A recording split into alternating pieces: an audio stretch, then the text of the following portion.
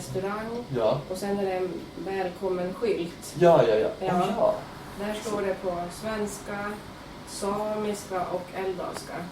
Älvdalen är ju en samisk förvaltningskommun. Och där Sveriges sydligaste sameby finns i Idre. Okay. Som ligger inom Älvdalens kommun. Ja. Men att Älvdalen var ju...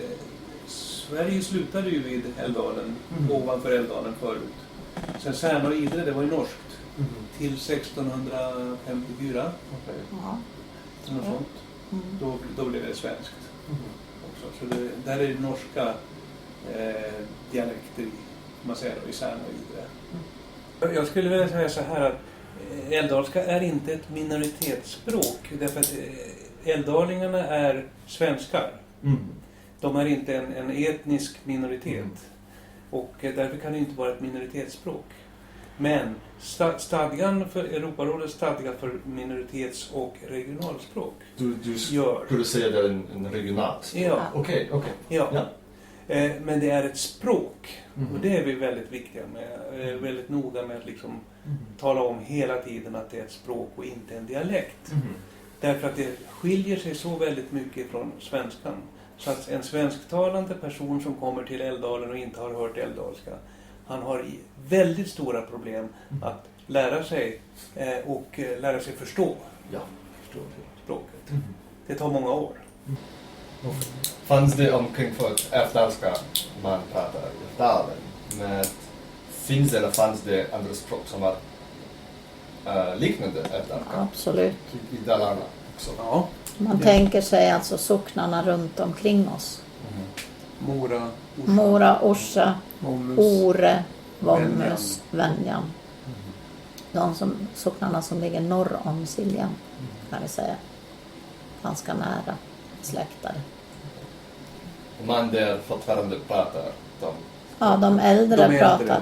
Men inte så många unga människor längre i de socknarna faktiskt. Utan vi hör där tror jag skillnaden är störst mellan de här lokala språken. Eller att vi har så pass många ungdomar faktiskt som pratar älvdalska och som vill lära sig älvdalska dessutom. Älvdalska är starkaste dalskspråk. Ja, det skulle jag vilja säga. Det skulle jag vilja påstå idag också. Men man försöker från andra ställen som Mora, även i Lima, Västerdalarna.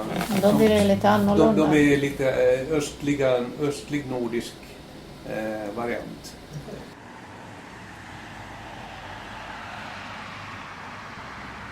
Språkets situation är sån att det är på uppgång. Alltså fler och fler människor vill lära sig att prata älvdalska och vill föra språket vidare.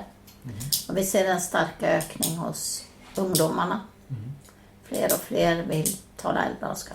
Och barn. Och små barn lär sig älvdalska i hemmet idag som de inte har gjort tidigare. Så där känner vi väl att det har blivit mera populärt, det finns en större stolthet för språket idag än vad det har gjort tidigare.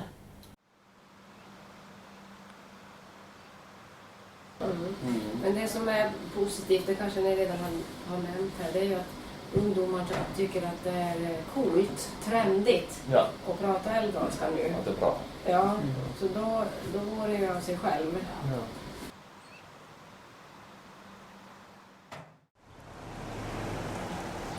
Säg att det är mellan 2 och 2 500 talare idag. Aktivt. Så det finns flera som kanske förstår älvdalska men pratar inte. Ja. Det gör det. Det gör det. De flesta av dem har föräldrar som talar älvdalska. En av föräldrarna i vilket fall som helst. En eller två, precis. Ofta är det väl en. Eftersom man gifter sig inte idag inom bara Älvdalen. Utan man hämtar fruar och karar ifrån både Sverige och Norge och lite hur som helst. Och vad har förändrats under de 20 sista åren, tror ni? För språket? Det är negativ förändring har det väl blivit egentligen, för det blir mer svenska i älvdalskan. Tyvärr. Det blir ju... Svenska språket blir modernare och då hänger ju språket med också. Älvdalskan med i samma rörelse liksom. Att Ja, det finns ju inte ord för allt inom datavärlden och sånt där, men det blir ju mycket på engelska också. ja.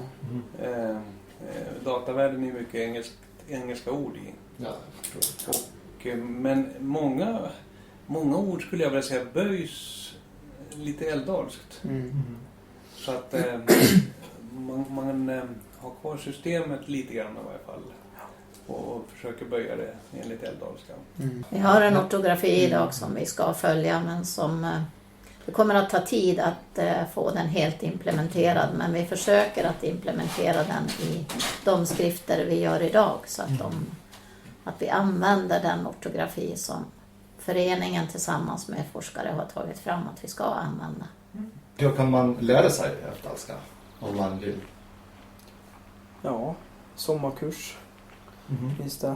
Vi ska göra en sommarkurs vecka 33 i slutet av sommaren. Sen är det ju som Jair Sapir har gjort på nätet också en introduktion. Ja, det är Jair Sapir och Gunnar Nyström. Ja, Gunnar Nyström. Som man kan ta del av gratis då inne på nätet. Och det är både ljudfiler och textfiler och övningar i den. Och Björn, han har haft undervisning via Skype. Ja, precis. Skype, ja. Det var någon från Amerika som ville vara med och någon från var det Österrike och någon från, ja, det var för många olika ställen som ville vara med. Att jorden snurrar, det gjorde stället till vissa problem. För det var natt när någon ville vara med och det var dag när någon annan ville vara med. Men det var från början 11 stycken, det var, jag tror det var 5 stycken på slutet när vi var klara med kursen. Det var väldigt roligt. Men det är svårt att komma som invandrare och lära sig älvdalska. Idag är det nog lite lättare skulle jag vilja säga, därför att när jag flyttade hit för 40 år sedan, då hörde man inte så mycket älvdalska faktiskt när man var ute som när man kom som invandrare och gick runt i affärerna eller pratade med folk och så här. De pratade svenska, alla, skulle jag vilja säga. Det var ingen som tvingade mig att prata älvdalska, utom möjligtvis 1 eller 2 personer. Och det är naturligtvis en sån mekanism som ligger bakom det där, att det är ju inte elakhet. De är inte dumma människor, utan det är snälla människor. De vill bli förstådda och vill få ett utbyte av kommunikationen. Och prata med den ena älvdalska och den andra svenska och ingen förstår varandra, då blir det ingen kommunikation. Så därför pratar man då svenska, för det är lättare. Ja. Men att jag tycker personligen, har jag tyckt hela tiden, att det vore ju väldigt bra om någon hade tvingat mig när jag kom hit. Men sen fick jag tvinga älvdalingarna att prata med mig, och då gick det lättare. Jag hade ett sånt jobb som gjorde att jag skrev i lokala tidningen här, och då kunde jag få ut mina tankar, och det var ju jättebra.